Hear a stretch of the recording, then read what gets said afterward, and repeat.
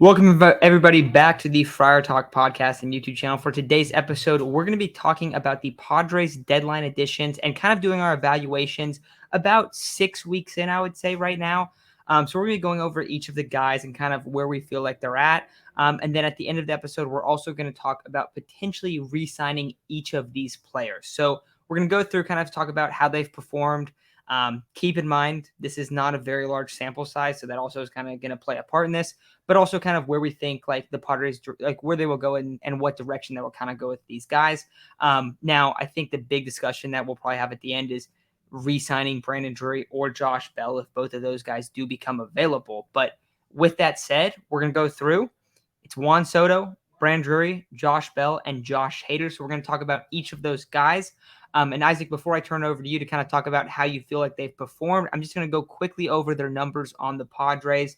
Juan Soto currently has a 767 OPS. He's hitting 231 with almost just under a 400 on base percentage. In San Diego, only 4 home runs. Brandon Drury's hit around 230, 726 OPS. And he has 7 home runs. So a lot more home runs, but he's not getting on base at a very high clip at all, just around 270. Josh Bell, who came to San Diego and literally had the biggest slump of his career to start his tenure out here. He's hitting just over 200. He's at 204. He has a 611 OPS. He's struggled pretty bad, only 3 home runs. And then the last guy, Josh Hader, as we know, Josh Hader came over as well, and immediate struggles. He's definitely calmed down a lot in terms of what his numbers were, but he still has a whip at a 2.1 and an ERA almost at 11 right now at 10.97. So his numbers were actually way worse before. He had a 25 ERA like a couple weeks into his time in San Diego, but he's looked a lot better lately. So Isaac, how are you feeling about these 4 guys, and what's your kind of evaluation on them right now on September 21st? It's kind of tough to gauge right now just because there was a certain period where, maybe the players had to acclimate, get used to being in a Padre uniform, playing. I mean, you got to think about it this way. Most of them came, except for Hader, came from aspiring to be, just a win 60, 70 games, whatever it is. Now you're playing for a World Series contender. So there's definitely an acclimation process in that aspect. We had been saying it kind of all along. We're not worried about Juan Soto long term, but the problem was this whole time that we needed Juan Soto to turn it on now because we're in the midst of a playoff race where, we really needed to start winning games and pulling ourselves ahead of the Brewers. Now that he's gotten hot, we've won 4 games in a row and we're pulling away from the Brewers. Magic number has become 10. Essentially, if the Padres play 500 baseball the rest of the way, the Brewers have to win, I believe, 10 plus games in the next 14 to be even, try and compete for a playoff spot. So that's kind of a good thing. And it's really nice that he's getting hot right now at the right time. We talk about it all the time. These players need to get hot at the right time, and that's how World Series champions are made. They get hot at the right time, and the Padres are doing just that right now. Obviously, yesterday Mike Clevenger gave us a little bit of a shock when he went 5 2/3, no runs allowed, but it was a good shock. It was great to see.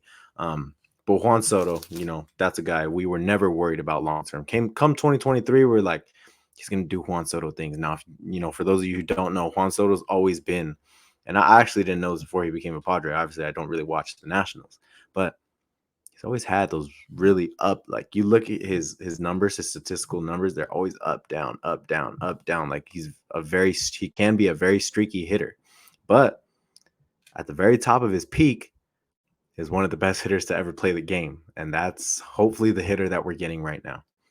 So with that being said, of course, that's somebody you want to bring back for the long term. I mean, if you're going to lock up a core of Manny Machado, Fernando Tatis, Juan Soto, and Joe Musgrove, yeah, you're looking good in the future.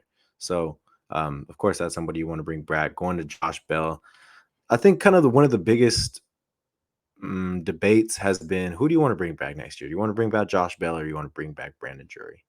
I don't think there's a right or wrong answer to it. I truly don't.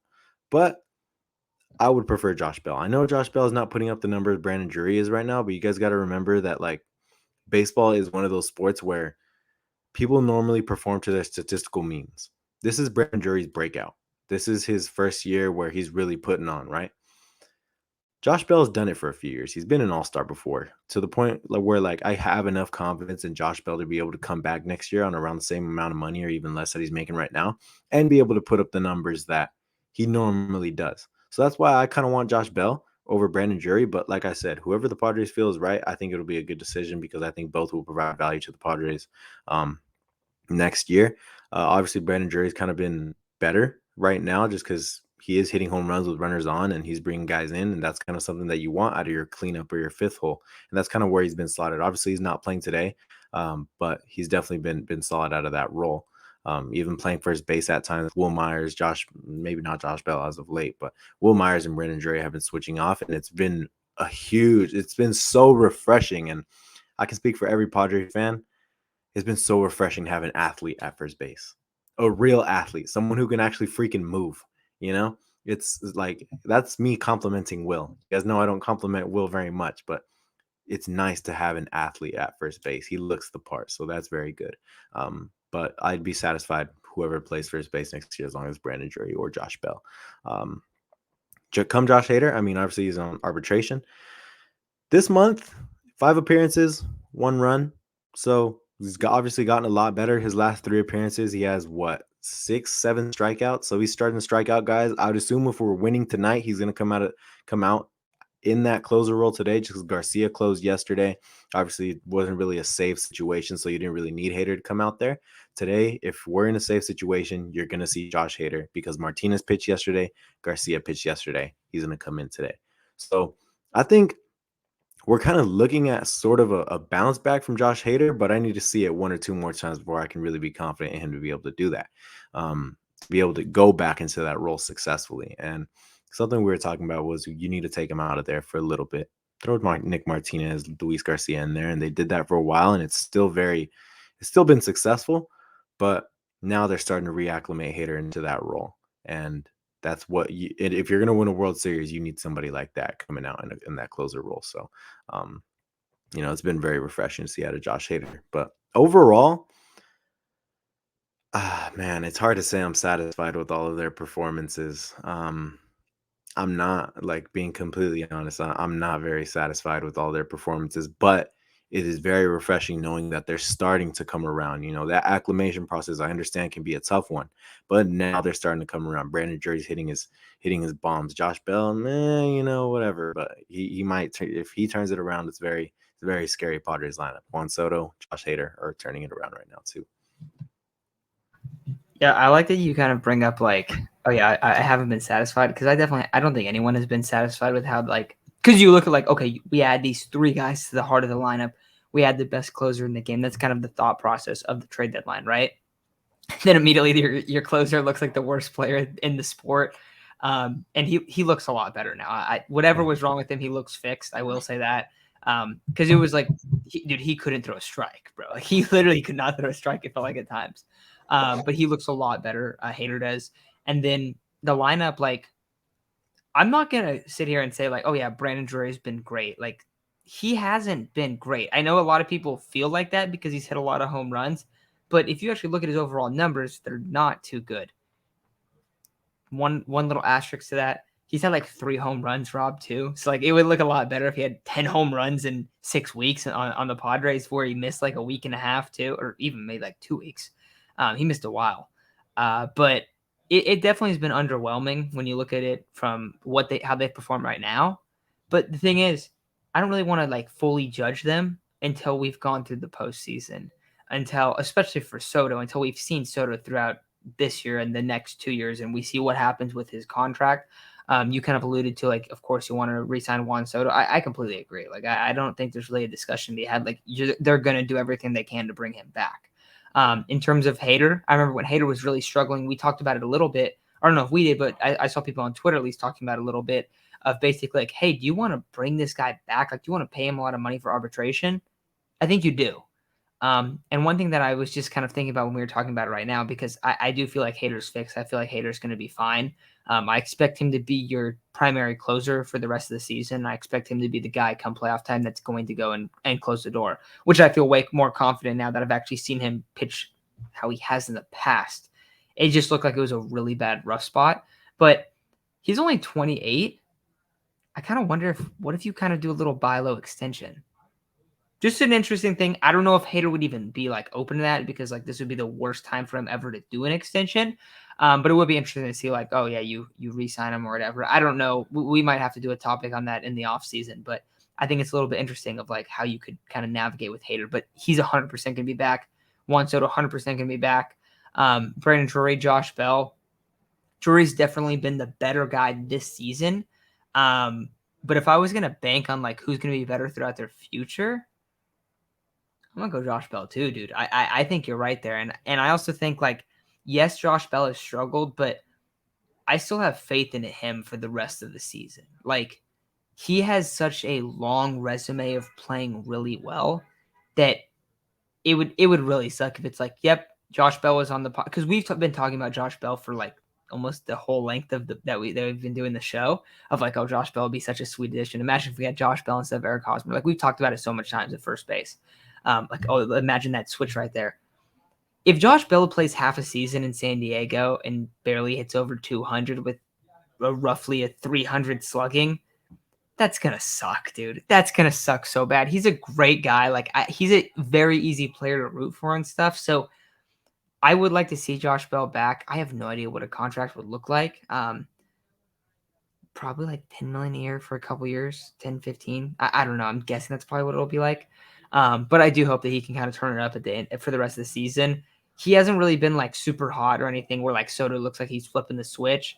But like, dude, you gotta like hope that he kind of regresses to the mean and he comes back to being a guy that hits around like a mid 800 OPS because right now he's barely scraping over 600. And I do think a lot of that stuff is like new area to play in. Like whenever you trade for a bunch of guys, it's probably not going to look that good. That's also something like we talked about it. We said like, yeah, you go and you trade for a new heart of the order. You're probably going to have a little bit of a struggle at first. And we definitely felt that. But all of a sudden right now, I'm not feeling like, I feel like I had a lot of like a lack of confidence in what this team would look like come postseason. I'm feeling a little, not a little better. I'm feeling a lot better over this past like week or so than I did beforehand. So I am happy that that's been the case. And to be honest, they're still playing well. They've jumped a wild card spot, and all of that has been done when all of these deadline acquisitions have not produced. Like if you just look at it from all these guys combined, it's not very good at all. So it's rough because like you went and you traded for these guys at the deadline, but we don't really know the full story of what these acquisitions mean because let's say Josh Bell really struggles for even the rest of the regular season and come playoff time, Josh Bell is a freaking monster, then we're going to feel a lot different about Josh Bell. So I would rather just rock with, I like looking back on the deadline, I still like that they were aggressive. I still like that they did this stuff. Um, Also, Fernando got suspended after that, and I think that totally screwed up the team too. But yeah, I don't know. That's where I'm kind of at with the overall evaluation of this team. But anything you want to add on this evaluation or some of the stuff I kind of brought up contract wise for these guys?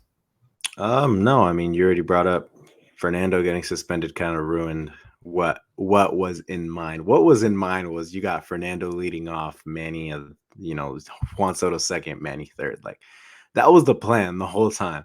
So when the trade happened, it made all the sense in the world because you were gonna have Soto, Machado, and Tatis together for 3 pennant races.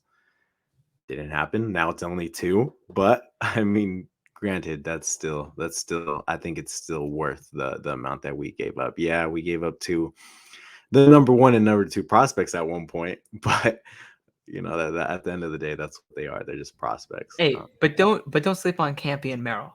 I gotta add that. No, dude, Campy's a baller, man. Merrill's a baller too. Dylan Lesko just got drafted by the Padres, and I mean, I do still feel confident that the farm system will be built back up. And we talk about pitchers, like a pitcher that I think I forgot his name, Kodai. He's from Japan or something like that, but dude throws a solid 90-mile-per-hour fastball with a deadly forkball. I mean, he's been one of the best pitchers over there for a while. That's somebody that I think the Padres are going to look into, and I fully expect, you know how AJ Preller is with those international guys. I fully expect us to be one of the last 2-3 teams that this guy, I forgot his last name, Segua, something like that, but that's going to be, I'm looking it up right now. That's going to be what Kodai Senga. that's going to be a guy that I think AJ Preller is going to go hard after, because I know he wants to come to the MLB. So that's a pitcher that we're probably going to talk about over the offseason, where like I feel confident enough that Preller is going to be able to still build a team despite giving up the farm system. Now, the problem is some of these guys just don't pan out because the Padres haven't bought into the new thing of analytics. At least that's what we've seen as of late, in terms of different studies and stuff like that. How many guys are in the analytical department and stuff like that. So that's the issue. But in terms of just building the roster and being able to build the farm, if there's anyone I'm confident in to be able to build a top 5, top 10 farm system again in the next 2 or 3 years, it's AJ Preller for sure. Panning out is what's kind of been difficult for the Padres. No, that's absolutely true. But I think that's probably going to do it for today's episode. So thank you guys for listening. I think we're going to be going live after tomorrow's game, and then we'll have another episode out kind of just going over the Padres starting rotation and evaluating that kind of side of it for this season. And then we'll also talk about, I mean, you already brought up another guy I like to potentially fill like that 5th spot. But we'll be talking about kind of, do you bring back Mania? Do you bring back Clef? What do those deals look like? But we will be kind of evaluating the full pitching rotation and that not the whole pitching rotation, but the whole starting rotation and kind of how they've all performed over the duration of the season. And that episode will be out on Friday. With that said, thank you guys for listening, and hopefully the Padres win tonight.